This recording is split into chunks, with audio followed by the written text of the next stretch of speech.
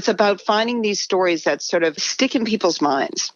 And for business, so much is done through story. So it's the stories that we tell, this is who I am now, and if I was to use your services, this is what my life could be. That is Cyndi Freeman, who has 20 years of experience as a storyteller and 8 years of experience as a storytelling instructor. At the Story Studio, she leads classes in storytelling for business, among other courses. In this episode, Cyndi shares some of her own stories, and we discuss the key elements that every story ought to have. You can learn more and register for upcoming courses at thestorystudio.org. If you visit the website for our show at umbrex.com/unleashed, you can sign up to receive the weekly Unleashed email, which includes the transcript of every episode, consulting tips, and book recommendations. Thanks for listening. Hello, Cyndi. Welcome on the show. Thank you. So nice to be here. I'm psyched. So Cyndi, you teach, among other courses, storytelling for business. And the courses are listed on the storystudio.org. These are in-person classes. And correct. I'll say first, I have not been to one of these classes yet, but I've been wanting to go for years, and I keep trying to figure out one weekend I can go to it. And they're so super fun. I'm sure they are. And I'm psyched that you're on the show today. I understand. So what I was hoping is we could kind of give the listeners a little flavor for one of the courses. So people who it sounds awesome to would want to sign up and go do the full version. Very cool.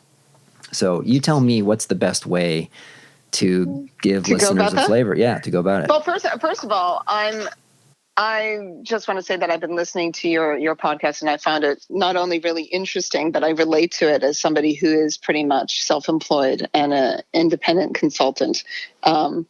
It's really neat that you've created this fabulous community of people. And, I just want to say, wow, I was really very impressed, and I really enjoyed listening to the episodes that I did. That is very generous of you. So you're an independent professional also, and just give us a quick sketch on your background so people know who Cyndi is.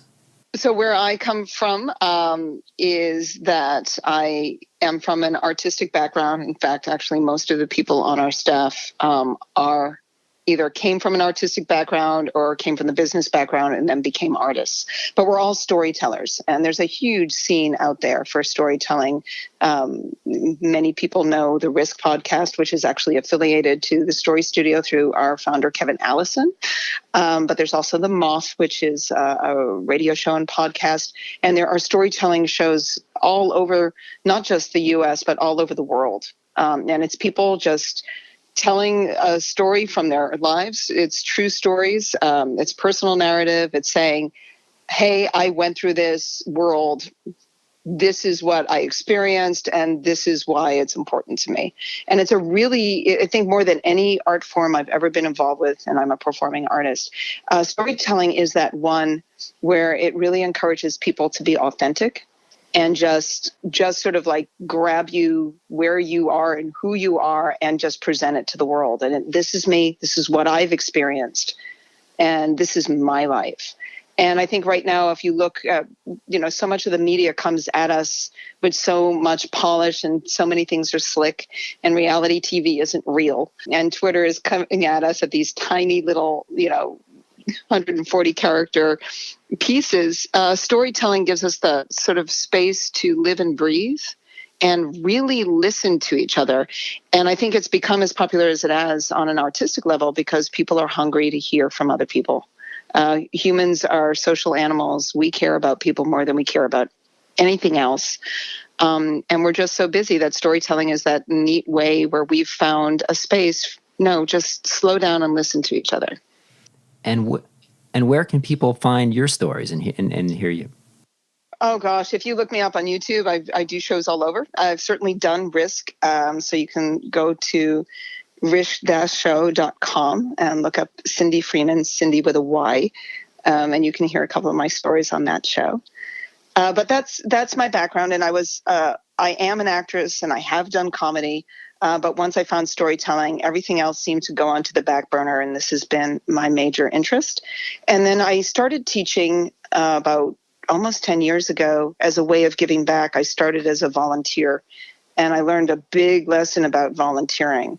I did something because I loved it, just for the love of it. And I started working with the Moth. At the time, they needed volunteers for their community program. When the community program grew, they needed to actually hire people, and I was one of the first hires for that, which was fantastic. And everything I started learning from them, and I started getting a little paid work. And then the story studio reached out to people I knew saying, some of our instructors have moved. We need new instructors. And my colleagues who worked with me at the mall said, you got to go with Cyndi. So that job opened up. And then there was a point where I realized, you know what, I love this so much. Maybe if I just reach out to people and say, this is what I want to do for a living, I'm going to find a way to do that. So I let everybody I know that this is what I wanted to do. And lo and behold, over at Story Studio, they were looking for somebody to do coaching and to do admin and to take over some of the corporate responsibilities. And so I just sort of flowed right into that. And at this point in my career, my entire living is made through storytelling. And so every day I get to listen to amazing stories and help people be authentically themselves. And It's an amazing, amazing way to make a living. And it all started with volunteering, doing something that I loved. So that's one of my big things. When people say, how do you do this? I say, volunteer, just do it, and be good at it. And opportunities will come to you.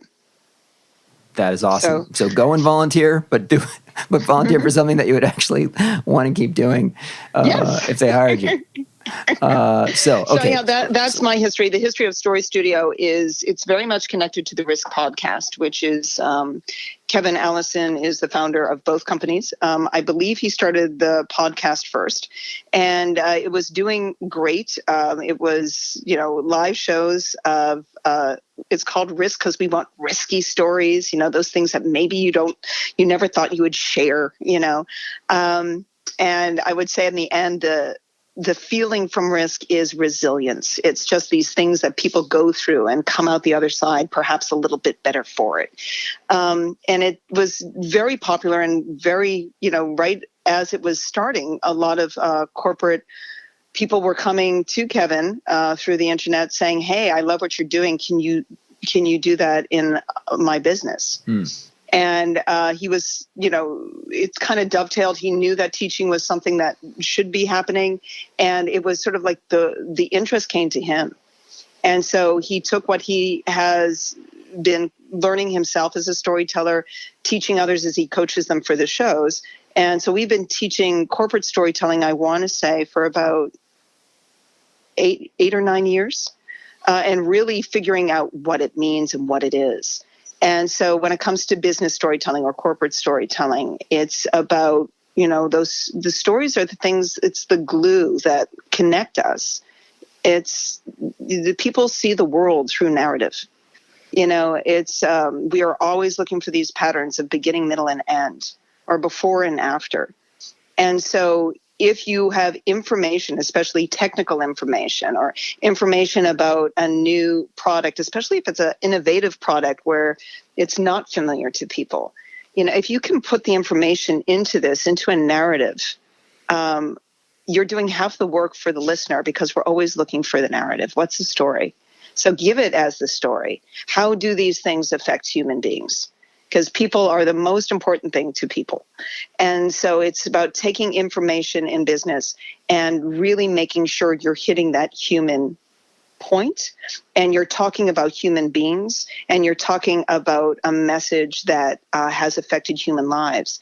And once you start doing that, the messages you have, like I've had people say to me, they forgot my name, but they remember my story. Or reach out to me, the girl who told us about UNICEF.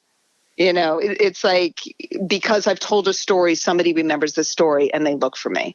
So it's If you have a message and you want it to stick, tell it with a story. And if you want to connect with people, if you want to be remembered, can you tell a story that is going to make you memorable in the way that you want your audience to remember you? Are you meeting somebody and you want them to know you're an innovator? Can you tell a small story? It could be as simple as something creative you did to celebrate a child's birthday, but it shows how inventive you are. They're going to remember, like, oh yeah, that's the one with that crazy birthday party story. They're really creative. So it's about finding these stories that sort of stick in people's minds. And for business, it's so much is done through story, whether it be not most, but many of our clients are in sales. So it's, the stories that we tell to really connect and have people envision, like, this is who I am now. And if I was to use your services, this is what my life could be, and sometimes it's just for building morale. I did a whole thing for people in customer service. And I remember one beautiful story about, I've solved this problem for other people. I can solve it to you. You're in good hands, as a way to calm down a client that was upset. So there's so many uses for stories, and I feel I'm on a bit of a tangent. But, all right. Yeah. That's cool. So let's walk us through in a sort of abbreviated version here in the show, a little bit of a masterclass of what we would experience if we went to one of your kind of weekend storytelling boot camps for business. Well, first of all, I think what we would do is be very clear the kind of storytelling we're teaching, because storytelling is an umbrella. I don't know if you've ever heard, what does storytelling mean? It means so many different things, whether it be an elevator speech, whether it be the story of a brand. But for us, we're talking about the stories that you tell, like old school, when you want to prove a point is interesting or true. And probably the best way to do that is first thing we do is we, as soon as we can, share a story. So I'm going to share a story with you guys, and it's one of my favorite stories. Cool. It is the story of one of my first employers. And I got the job when I was 15. It was a movie theater. And I loved this job. I was a popcorn girl. And it was in Chestnut Hill, Massachusetts, General Cinemas, and my employer was Mr. Stryer, Israel Stryer, and he was a character. He was tiny, had a comb over, a German accent, and a speech impediment on top of that, and nothing stopped him. And he liked nothing more than getting on the loudspeaker and just shouting out things. And I'm going to date myself here with waiters of the lock is sold out. I say again, and we'd have to translate for the confused people. And he would always leave the kids laughing. He was a little bit of a clown. But he used to say things to me like, hey, movie star, come here. Yeah, here's $5. Get yourself a cup of poison and get one for me. And I would do anything this man asked me to do because he called me movie star.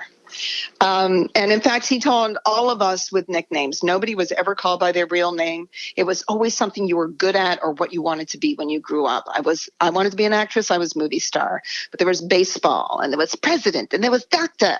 And he didn't work with your kids. He worked with the future movers and shakers of the world. I love this job. I kept it for actually a total of 4 years. But 2 years into it, I was looking at my fellow friends. I was a sophomore in college, and my friends were not working with high school students. My friends at college had what looked like adult jobs. And I started thinking it's time to put childish things away. And so I said goodbye to the movie theater, and I asked a friend of mine to get me a job where they worked at the biggest bookstore in Boston. And I was now making $5 an hour. It was a huge pay raise from minimum wage. I was so excited, but I soon discovered that it was different at the bookstore. Nobody called me movie star. In fact, I don't think the general manager knew my name. And I started getting in trouble, which was something that was never an issue for me in the past.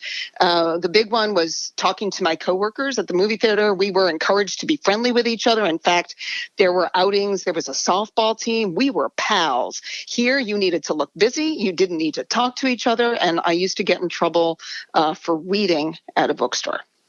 And I remember having to sit in the manager's office. She had this big vinyl book, and she reprimanded me on, this is the third time I'm writing you up for reading. It is not the third time I've seen you. One more time and you're out. And I had to sign my name on it. But shortly after, I started really hating this job. I was there for, at this point, maybe 3 months. I'm visiting the movie theater just because I love the guy. I want to be around somebody who likes me. And he's like, you get a discount at the bookstore. You buy me books. And I was like, you got it. Any favor for this man. So I buy the books, and I'm on the subway heading back to drop them off with him. And I'm looking through them. They're all business books, which makes no sense to me. This gentleman, he was manager of the year, no lie, 10 years in a row for the Northeast of General Cinemas. His office was floor to ceiling certificates. I couldn't figure out why he needs any kind of business books. But one of them was called 1 Minute Manager, which you might know about. But the thesis of it is it takes a minute. It takes a minute to reprimand someone. It takes a minute to compliment someone. It takes a minute to find out your employees' hopes and dreams and maybe give them a little bit of support. And as I'm looking through this, I'm thinking, well, this is exactly what he's already doing. And I work at a bookstore where they sell this, but nobody has read this book. And I get to the movie theater, I open the door, and it's that waft of popcorn, which smells like absolute joy to me. And I find his office, and I knock, and I hear, movie star, oh, you would do me a solid. Oh, what can I do in return? I know movies for the rest of your life for free. And I just looked at this man with his big blue shining eyes, and I just, before I even knew what I was saying, said, I just want my old job back. And he went, oh, get the schedule. There's always a place for you in the cinema, So I took the job back to minimum wage, which was $3.65. And it felt great. And, you can only stay at a minimum wage job for so much time. But the year and a half that I stayed there further, I looked at it differently. This wasn't just a boss that I liked. This was a mentor, and there was something to learn from him. And I really watched how he understood the importance of people's morale. And as I moved on, I actually have many dreams. About once a year, I have a recurring dream that I walk into that office and I ask him for my job back. And I understand why. It was the feeling I had there, that I mattered, that I was important, and that we were all had bright futures. And when I'm a leader now, I try to do the same for the people who work with me. The thing I think I learned from him the most, and the thing that I think is most important for anybody to do when they're in a leadership position, is to understand, if you want people to care about the work they do, you really need to show them that you care about them. Wow, that would be a good story to tell like at a job interview. Actually, yeah, it would. Especially if you're applying to be like general manager of a cinema, but even other stuff, that would be, running a bookstore. Well, there's many places where that story is useful. I've found casual ways to bring it up in the workplace when I was working at a caddy environment, to just say, wow, I once had this wonderful job where all these nice things were said. And I remember a couple of times try saying something nice. So there was a coworker I once had who was going through a bitter divorce. She was just very snarky. And one day I just walked by her, and it was totally authentic. It was the way the light was hitting her. But I said, you are just so beautiful. And her morale changed whenever she saw me, because she knew that I knew who she really was. So there's this thing that I learned from him that's in that story that I try to, use whenever I can. Great. But let's pull that story apart a little bit, because it's very technical the way that one is built. Okay. The first question I've got is, what is my message? I mean, it seems to me it's about, importance of a manager, getting to know the people and create a relationship with them, make them feel valued. Yeah. It's about value. Yeah. And the message is I actually said it clearly at the end, whether people need to memorize that or not. If I had a PowerPoint, maybe I'd even put it up there, which is, if you want people to care about their work, you need to show them that you care about them. And that's the message that, I'm hoping that people will leave with when they hear that. So For stories for business, the most important thing to understand is that stories for business are always preaching. Stories for art are about celebrating life, but stories for business, you have a point that you are trying to make. And if you don't have a point that you're trying to make, people will feel you're wasting their time. And it's time is money, So if there's a story that you're always telling, you should ask yourself, well, what's the point? And can I say it in a sentence? Because we all know those people who are going to interrupt us and be like, yeah, get to the point. Well, you should be able to say that point really clearly. And and sort of on that point, what are the types of people that come to the Storytelling for Business course? What typically are the what are the types of maybe people that they are? Like, what are the types of stories that people are trying to refine? Is it, you said, salespeople? Is it trying to tell the story of how they can help, or people trying to tell the origin story of their company to pitch investors, or what kind of stories are you typically working on? It's usually stories about pitching something, whether it's internal or pitching as in sales. For example, I had this woman come in and she was in the library sciences. So she was hired by a large insurance company, and her job there was to organize information. And she wanted to pitch to her supervising staff that they actually give her 6 months to do research, to create a organizing, platform. I know nothing about these things, so I don't even know the language that she was using. But she gave us a lot of technical terms of, this is the kind of program and this is the kind of research. And our class was looking at her and we were all just confused. And she said, yeah, I came here because I can't explain it to anybody. So she feels like Cassandra. She has this message and nobody does her speak. Nobody else has a doctorate in library sciences. So we started asking her about, why do you feel that this is needed? And she said, well, information needs to be accessible. And I said, well, so we started saying, well, has this been a problem? She's like, yes, it's been a problem for years now. And then we were like, can you give us one specific example? And she ended up choosing one. And the story she ended up with sounded like this, that one day, we'll call him Jeff Smith, walks into her office and says, hey, I'm about to do research on the Southwest car accidents. And I need all the research on the car accidents that have come in and been, filed in claims for the last 5 years. And she said, I looked at him and I said, hey, Lisa Jones just did that and put that all together about a month ago. And he says, what? And she said, yeah, it was a very similar study, and he's like, really? And she said, let's call her. Maybe she'll just share it with you.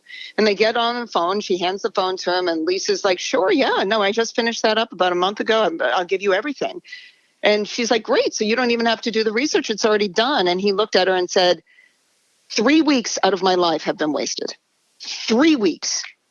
And he said, thank you. And then he walked out. And she said, I want to stop that. His first step should have been to check to see, in a data file, has anybody done this research recently? And if not, even if somebody did it maybe 5 years ago, it would still give him a base point to work with. So she wants to create a system where once you have done any form of research, you then put it in with certain phrases so that the next person can come in and search for it before they do any work. And she said, this is one person, 3 weeks of wasted work. She said, this is an international company. Can you imagine the money we're losing? The money that is wasted. And that was her final story. And I was like, suddenly we all understood exactly what she was talking about, whether we know the technical specifications or not. We understand the frustration of Jeff. We understand why this is a problem. We understand what 3 weeks of missed work is. And so she's taken something that was very technical and put it into human terms. So that's one kind of story that we often get for business. And that's, again, internal selling. We also often have people that have startups and they're going to go around and talk about their clothing line or their cosmetic line, or one of them was candy, So we have people that are trying to find those stories that they use when they're talking about their business. And then we have people who come to us because they are in the market for a new job, and they're looking for those stories that they can use in job interviews. And then again, it's sales, it's selling yourself. So walk us through kind of the major steps that someone would go through when they're going through the storytelling workshop that you lead of, yeah. So all right. So with the story that I gave you, if we're going to use that as a model, it's you kind of start off with your message. What is the message that you want to share? There really are two ways to find a story, and it's usually the message first, and then just think in memory. Is there any time that this message played out in your life? The other way to do it is if there's a story that wow, this is really powerful, then you have to farm it and figure out, well, why is it powerful? What is the message? But you want the story and you want the message. And once you have that, it's really about understanding how to frame things and how to make things come to life. So the first thing I'm going to talk about with you right now is structure. So story structure is, we work with a 5-point narrative, and it's not the only way to tell a story, but it's the most familiar way. It's the most familiar pattern that we're used to because it's every fairy tale you've ever told. And I'll give you I'll give you the pattern, and then I'll show you how my story fit into it. Fantastic. So once upon a time, all right, and that's your setup. And the movies, they say in a world where, and in the setup, we give you normal. This was the deal.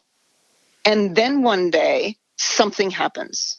Something challenges what normal is. And we're suddenly off on some form of a journey because of this challenge. Things have changed, and we usually want something. Maybe we want a new job. Maybe we want the problem to end.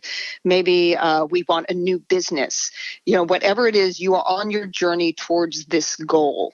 And this is the one day something happened is the inciting incident. It's like lighting a match, and it puts us into the journey, which is the rising action. Okay, hold on just a second. I want to make sure I got this straight. So 5-point narrative, I want to make sure I got the numbers here. So okay. Number one is the setup. That's where you say, yep, here's the situation, everything is normal and humming along. That's number one, setup. Yeah. Number two is the inciting incident or the challenge. And then right, one day, right? That's number two. Right. And then number three is the journey. Is the journey itself. All and right, that one tends to be the longest part of the story. Yep. This is where the stakes come in, that we find out that this is important. Because usually in the journey, some things happen that work and some things happen that don't, but we don't give up. We are trying to make this goal come true. The main event is where you get your goal or you don't. And that's the climax of your story. There's no judgment. Number 4 now? That's number 4. Climax. Okay. And so that's the climax. And from there, we come to the resolution, which is now that the story is over, I've thought about it, I have reflected on it, and this is the wisdom that I have gleaned, which usually brings you directly to your controlling idea, which is your message. Okay, got it. Yeah. So in my story, once upon a time, I was at the very beginning. Who was I? Step number 1. Mm-hmm. Can you answer that for me? Once upon a time. Oh, you're in your story. So once upon a time, this is a setup. You were you had a job at you're the popcorn girl. Yep, fabulous. Yeah. And did I like my job? You loved it. It was great. Great colleagues. They called you movie star, right? Mm-hmm. And I also pointed out my boss because he's an important character in it. So, and I have this great boss. So that's where I am. I have a great job, great boss. Everything's great. Then one day, something happened. Yeah, you went to college. You were grown up, and then you got the job at the bookstore. Right. The actual thing that happens is I start noticing that I'm the only one of my friends working with high school kids. Oh, right. That's the start noticing. And then one day I started noticing. Got it. I started noticing. And so because of that, I needed to make a change. What did I want? You wanted more money, and you wanted a more kind of grown-up-y kind of job. Fabulous. So now I'm on my journey. I want a grown-up job for more money. All right. Did I get it? Yeah, you got the job at the bookstore, right? And was it good? They didn't like you to read at the bookstore, which, I mean, I can understand, right? It's like they don't want you to, eat at the supermarket if you're the grocery employee. Understood. Right. But it was not going that well It's like I got the job, but I thought I'd be happy. And I guess the goal is to have this job and be happy there. And I'm not happy. And I kind of point out the things that aren't working. It's, I'm getting in trouble. Nobody's really knowing my name. I'm not supposed to be friendly with everybody. And I even go back to visit my old boss just to be around someone who likes me. And then there's the point where he asked me to get these books. And I have a little bit of an aha moment as I'm reading those books, which brings us to our main event. And what is the main event? What is the climax of this story? The climax would be when you ask for your old job back. Exactly. Yeah. So what ends up happening is my dream changes. So, what I wanted was a grown-up job that I was happy at. And what I decided was, you know what? No, I don't. So there's a shift, but it's over. The journey is over. I want my old job back. I've changed my dream. And I get the old job back. And then that was when I was 15. So no, that was when I was 20. So that was years ago. And I've reflected on it. And what did I learn? Oh, you learned about the importance of relationships and of caring for your people and all that good stuff. Right. And that brings us to the controlling idea, which is if you want people to care about their work, you got to show them you care about you. Yeah. So that story was highly structured. Yeah. Now, Cyndi, that story to me seems like a useful one if you were trying to make a point or convince, a bunch of stakeholders about, and therefore we should have this new HR policy, or therefore we all need to, as managers, sit down and do a performance dialogue with our people, right? So making that kind of case. Right. It doesn't immediately appeal to me how that structure would be a structure, for example, like more of a sales story, which I could imagine would be like situation, like, hey, a lot of our clients are experiencing X. Right. But now in the new world, that old solution is no longer useful, and therefore we have a resolution of we came up with this Z, and Z does these wonderful things, right? I can give you a more of a sales story that I use. Yeah, give me a sales structure, or even maybe even first lay out the structure. It's going to be interesting because it's going to hit the same structures. Okay. We're going to hit the same beats. It's going to be a different story. It's a different message. Cool. Now, I sell storytelling classes, and if I'm about to teach something, I want my people bought in that this skill that I'm about to teach you is an important skill. So the story I used for this, my first question to myself when I built it was, has there ever been a point where telling a story changed my life? And I thought about it and I was like, oh, yes, in fact, very much so. And the story is this, that a number of years ago, I'd been doing a bit of teaching. And I thought every time I work with seniors, I believe that their stories are most important because it's their legacy. When they're gone, if they haven't shared these stories, they're gone with them. So I decided I wanted to start a small business, and that would be a business which teaches storytelling to senior citizens and encourages them to share them mostly with friends and family. That's awesome. Yeah. So that was my dream. I started off by going to some of the nonprofit people I worked with and saying, I want to do this. Everyone thought, oh, that's great. And I said, so the next time you have a group of seniors and you need an instructor, I'm your girl. So these are people who send me out all the time. And I'm sitting with one gentleman named Jeff on the train after an event, and he starts bragging to me about this wonderful group of seniors he's working with. And I look at him and I say, Jeff, and he goes, oh, right, you want to work with seniors? I'm like, yeah. And he's like, next time. And I'm like, can I volunteer?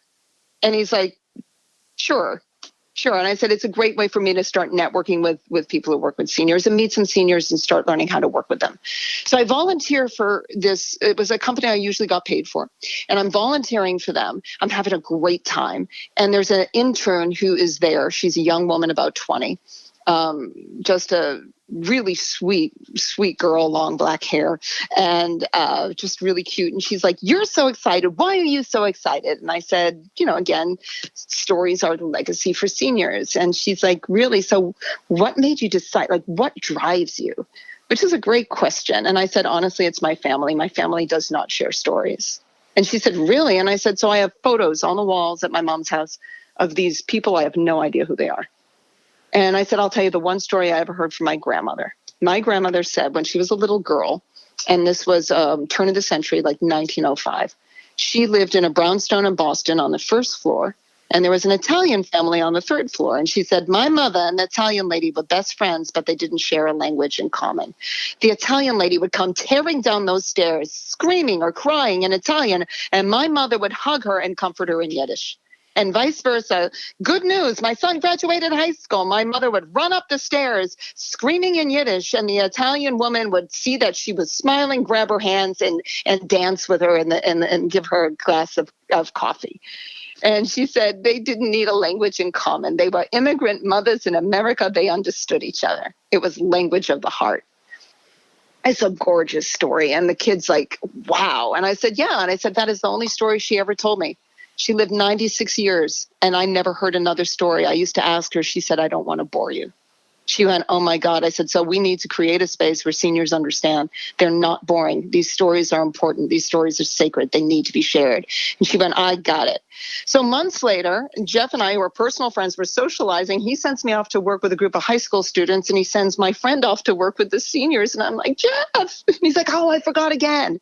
But then I get a Facebook message from the kid, this like 19, 20-year-old kid. It says, took me a while to find you. I forgot your name, but I remembered your story. I'm working at a new organization, and they have me doing grant research. I found a grant for you. And I pop it open. It is Artists in Residency, Senior Citizens in Brooklyn.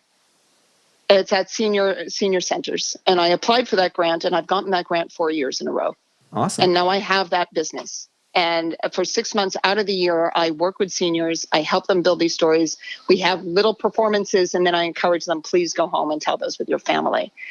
And the thing that this was before I taught storytelling for business. So the thing that I came away with this was, why was it that Jeff, my personal friend, kept forgetting and this total stranger remembered? And it was the story of my grandmother. And I told her a story. With Jeff, I gave him a request, in one ear, out the other. With her, I tell her a story. She remembers it, and 6 months later, she finds me out of the goodness of her heart money to make my dreams come true.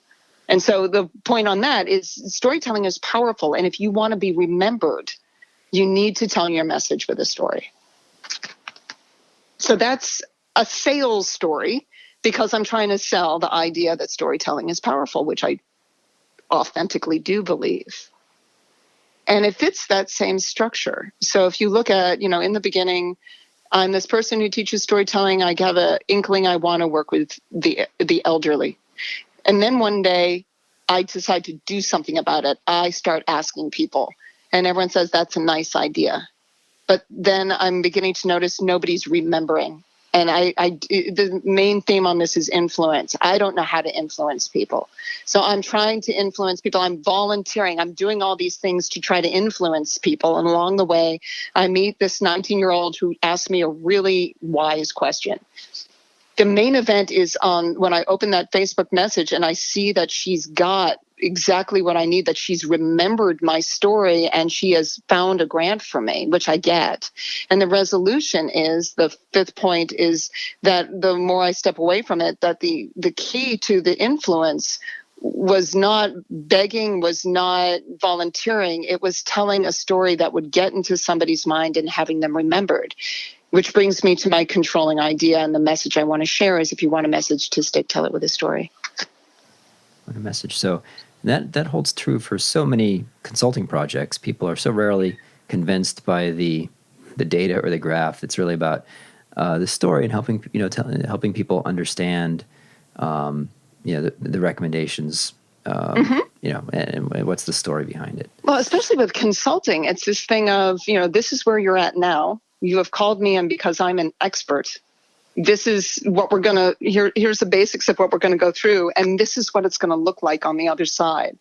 And then the great stories is, let me tell you about a company similar to yours who was facing, let's say the issue was communication.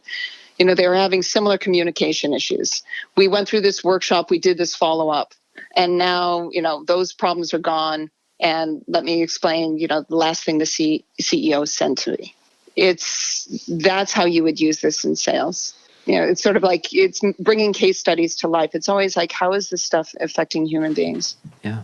So, look, what would the And those are super powerful to illustrate the point. So, like, what is the agenda, if you will, or the process that you walk people through during one of these during the workshop?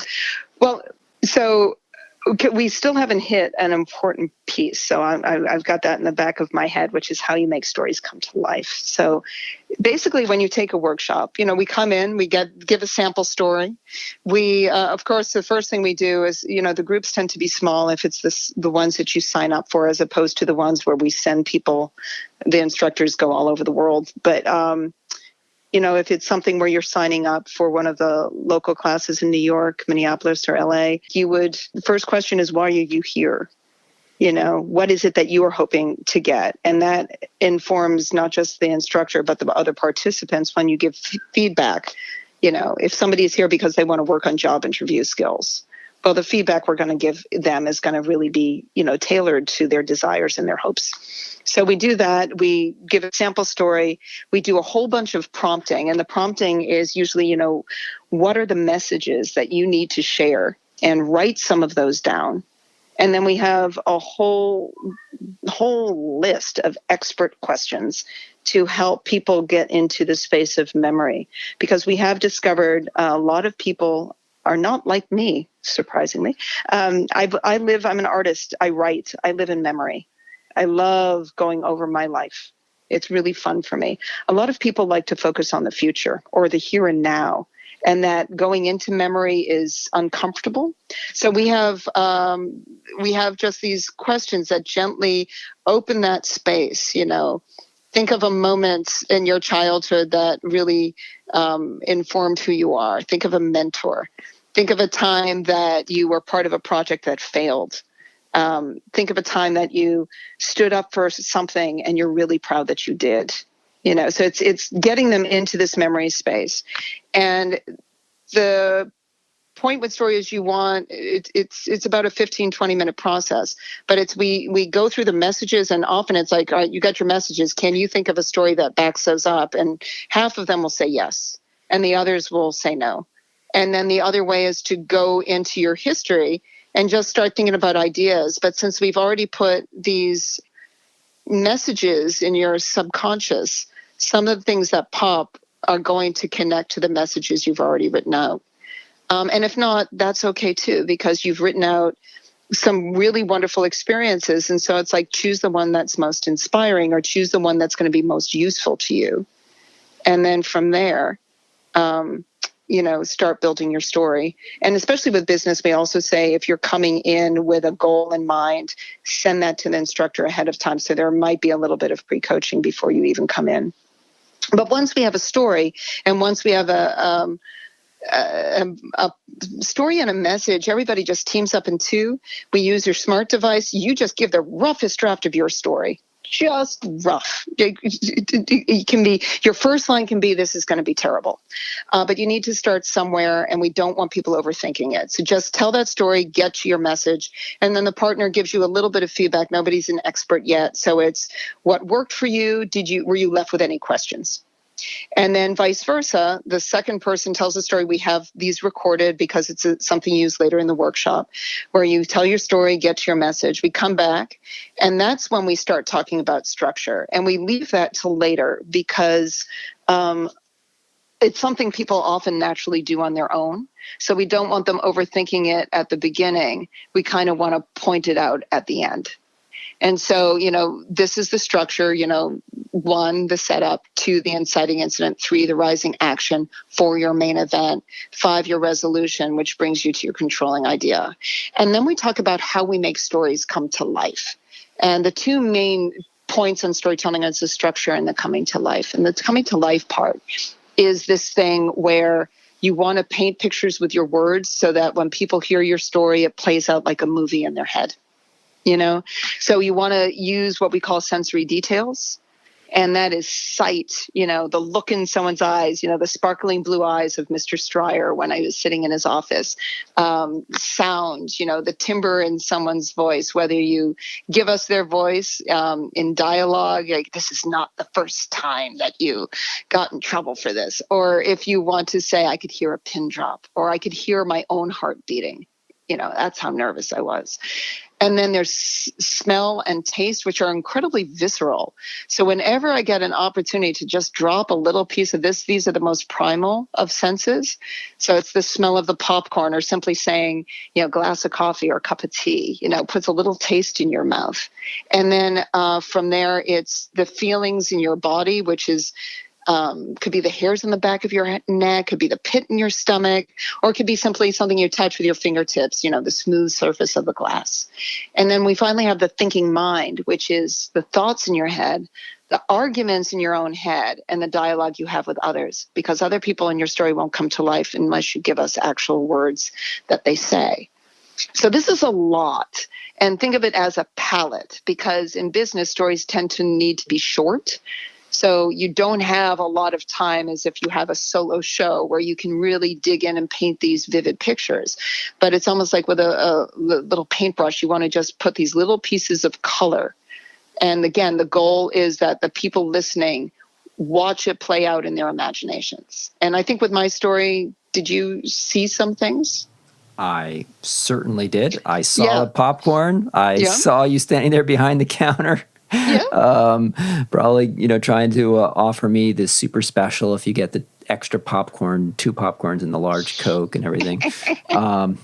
So Cyndi, this was awesome. I want to thank you for being on the show. This was great. I am going to work on my 5-point narrative.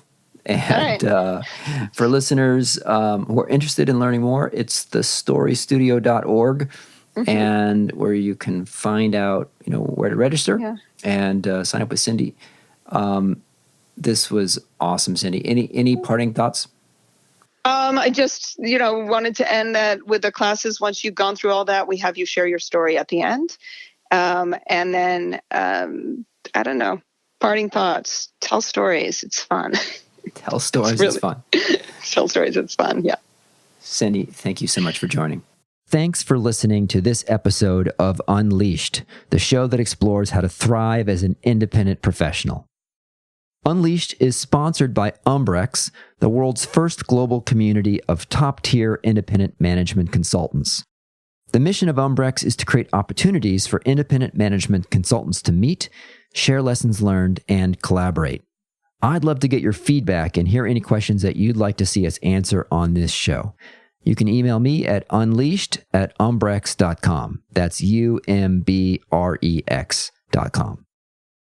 If you found anything on the show helpful, it would be a real gift if you would let a friend know about the show and take a minute to leave a review on iTunes, Google Play, or Stitcher. And if you subscribe, our show will get delivered to your device every Monday. Our audio engineer is Dave Nelson. Our theme song was composed by Gary Negbauer, and I'm your host, Will Bachman. Thanks for listening.